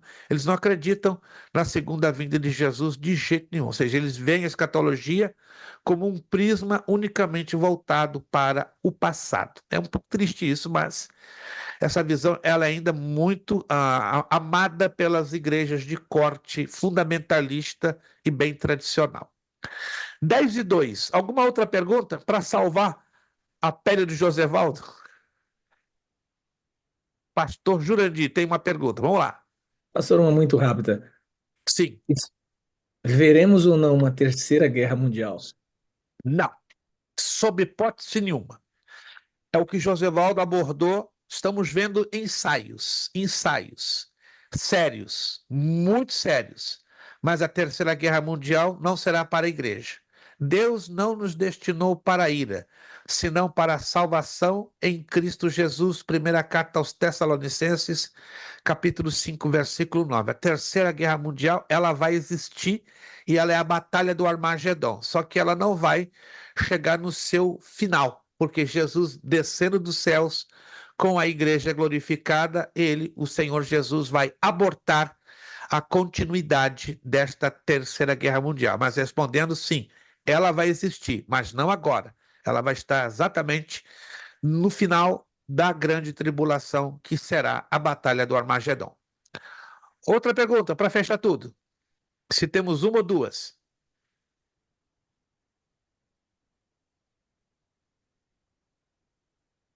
Me deu a impressão que a irmã Angélica Freire estava tentando, ela está ali lutando com os controles dela, né? Ela foi, voltou, está ali num desespero para abrir o áudio dela. Deixa eu ver se eu Oi, pastor, tudo conseguiu. bom? Tô Maravilha, tentando conseguiu. aqui. Não, só Tem, conseguiu. Vamos lá.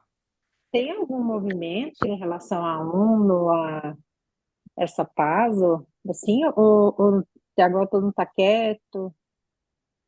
Ok, se a senhora acompanhar com atenção o desenrolar das últimas notícias, já coisa de algumas semanas, houve uma reunião extraordinária do Conselho de Segurança da ONU. Se a senhora olhar de 3 a 6 semanas atrás, lá de 3 a 6 semanas, isso é fácil, a senhora pode entrar em qualquer jornal online, como a Folha de São Paulo, o Estado de São Paulo, o Globo, o jornal da sua preferência.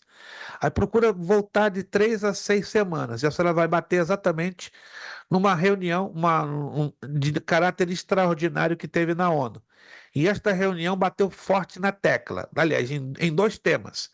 Um imediato cessar-fogo na faixa de Gaza, tá? E um imediato cessar-fogo na guerra da Rússia e da Ucrânia. Não é coincidência. Então, houve um clamor, ou tem havido um clamor para que exista ou que ocorra um cessar-fogo nessas duas frentes de batalha.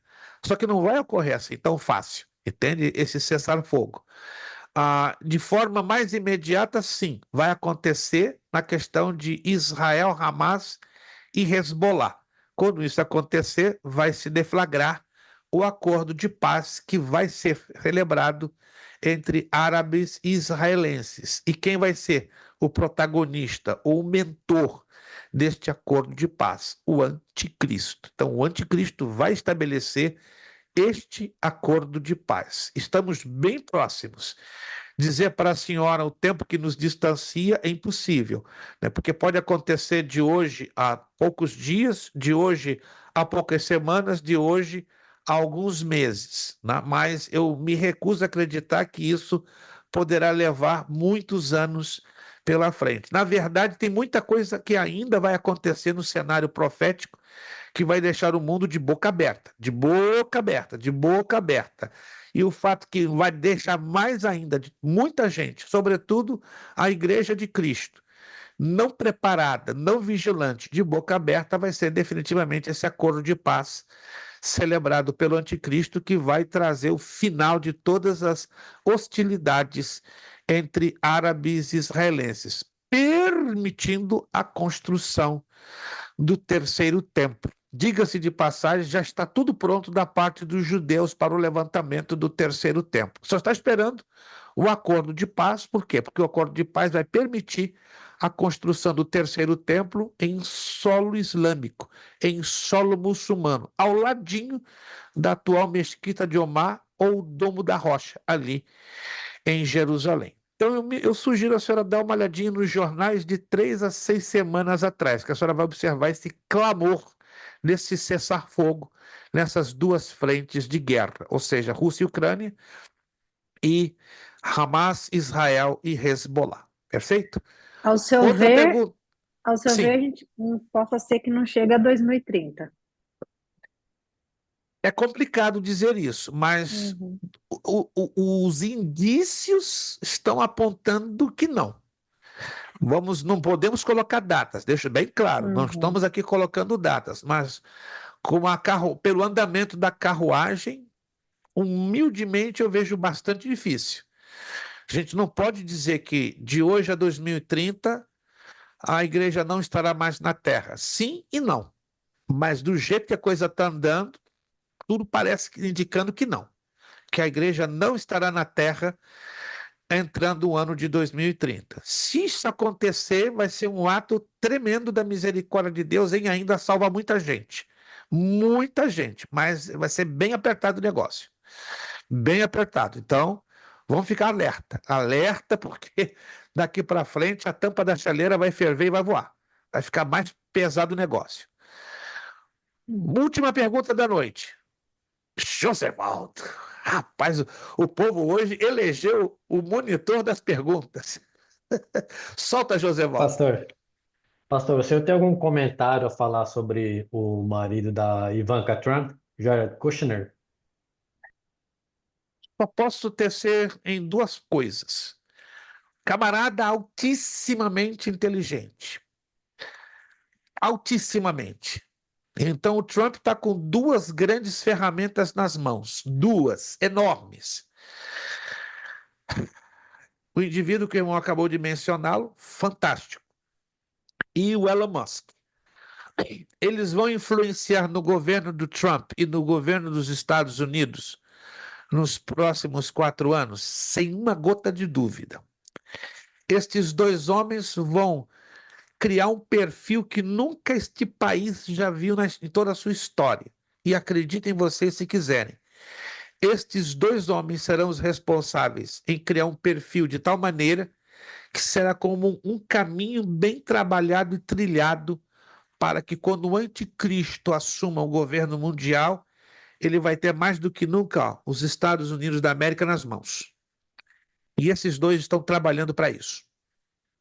Não estou afirmando que nenhum dos dois será o anticristo, mas são duas grandes ferramentas que estarão pavimentando o caminho do anticristo para um controle mais do que perfeito de todos os Estados Unidos nas mãos. Cada país do mundo, meus irmãos, guardem bem isso. Existem personagens que estão sendo trabalhados pelo próprio anticristo, né, pelos bastidores, para que quando ele assuma o controle do planeta, ele tenha todas as facilidades possíveis, tá? E o Elon Musk e o genro do Donald Trump são esses personagens que aqui nos Estados Unidos já estão trabalhando e vão decolar nos próximos 4 anos, né, no governo, no segundo mandato de Donald Trump.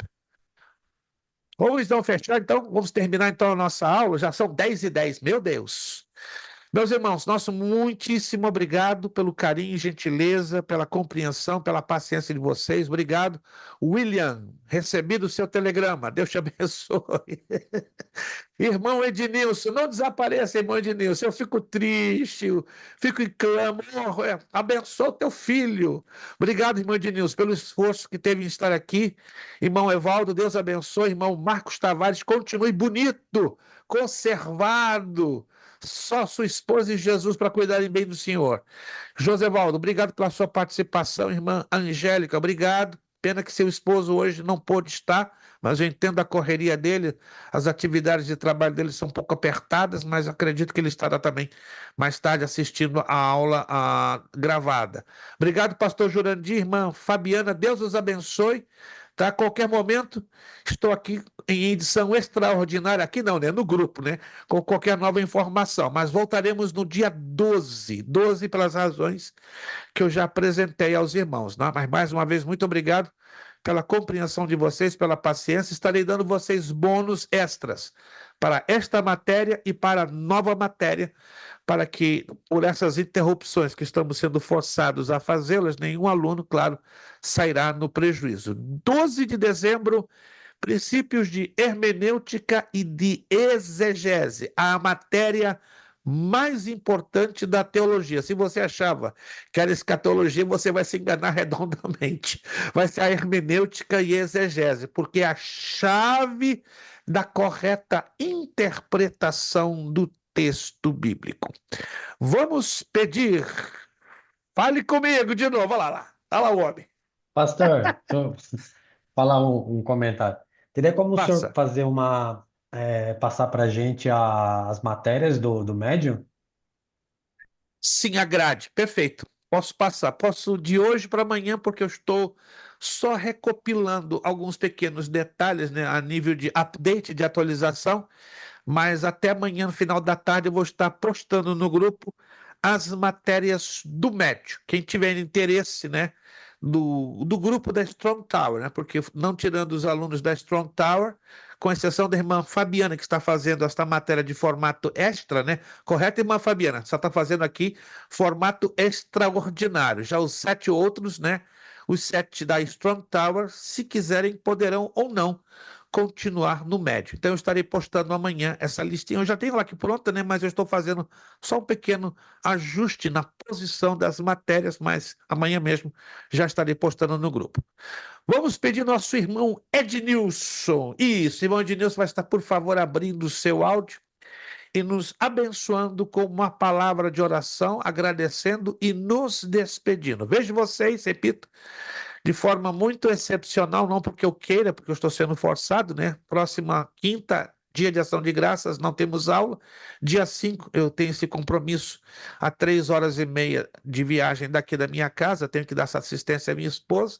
Então eu peço a paciência e a compreensão de vocês, mas, repito, eu vou dar os bônus que vai abençoar vocês, tanto nesta matéria como na próxima matéria, e ninguém sairá no prejuízo. Muito obrigado, Deus nos abençoe, irmão Ednilson, orando e agradecendo a Deus pela aula de hoje. Querido Deus, nosso Pai que está nos céus, queremos agradecer a Ti, Senhor, por mais uma semana que o Senhor tem dado para nós, por esse esforço de nós estar aqui aprendendo a Tua palavra, Graças te para que damos, nós Pai. possamos, Senhor, viver melhor sobre essa face dessa terra. Senhor Deus, quero nos apresentar também a vida da esposa do irmão Luiz, vai fazer essa viagem até ali, Senhor. Quero colocar as Tuas mãos na mão daquele médico, Senhor, Em nome trazer de uma Jesus. solução para a serva de Deus, para que ele possa trazer uma notícia para nós, uma notícia de alegria, que o problema dela possa ser resolvido, Senhor. Em nome de Agradecemos a Ti Jesus. também, Senhor, cada aluno que participou nessa noite, que esforçou de estar aqui para aprender a Tua palavra. Em Tudo nós te nome de pedimos Jesus. em nome de Jesus. Amém. Amém. Nosso lema para fecharmos tudo: seriedade, Seriedade, compromisso, compromisso, Compromisso, disciplina, disciplina, disciplina, seriedade, seriedade, seriedade, compromisso, compromisso, compromisso, disciplina, disciplina, disciplina, seriedade, seriedade, seriedade, compromisso e compromisso. disciplina. disciplina. É necessário que ele cresça É e necessário que ele que eu cresça diminua. e eu Que diminua. É eu diminua. necessário que ele cresça É e necessário que que ele eu cresça, diminua. que eu diminua. É eu diminua. necessário que Sim, ele que ele cresça É necessário e que ele que cresça e eu eu diminua. diminua. E a Deus damos o quê? A honra, a glória a e o glória, poder, ó. Beijão no coração de vocês. Continuamos aqui em contato no grupo. Vejo vocês, se Deus quiser, dia 12 de dezembro. Vou estar em contato sempre com vocês no grupo. Fique observando lá as postagens. Muito obrigado. Deus nos abençoe. Ótima noite de quinta, ótimo final de semana, abençoada semana. Nos vemos nos próximos dias, se Deus quiser. A paz do Senhor. Deus nos abençoe rique e poderosamente em nome de Jesus.